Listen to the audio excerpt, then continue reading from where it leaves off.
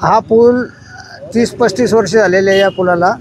या पुलावरून वाहतूक करू नये तरी लोक वाहतूक करतात फोर व्हीलरची, सांगून ऐकत नाहीत. आणि इथं पुढे भरपूर गाव आहेत, दारुंडे, साखर फॅक्टरी, पुनावळे, सर्व गाव आहेत. पुढे पण धोकादायक रोड आहे, तरीही कोणी लोक ऐकत नाहीत. इथं दगड लावून ठेवलेला असूनसुद्धा काही लोकांनी तोडून ती पार केलेलं आहे.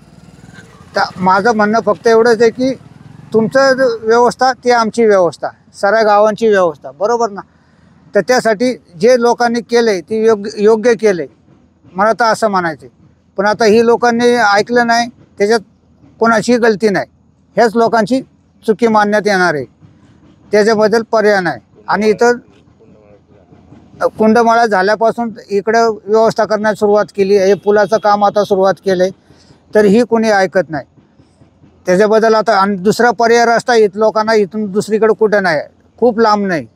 तर त्यांच्या सोयीसाठी हा रस्ता जो करतोय आपण, पण ती लोक ऐकत नाही, त्याच्याबद्दल काही नाही. शून्य. काय परिस्थिती असते ज्यावेळेस धरणातून पाणी सोडलं जातं? हो, धरणातून त्यावेळेस या पुलाची काय परिस्थिती असते? धरणातून अगं जर पाणी सोडलं तर पार या पुलावरनं पाणी जातं.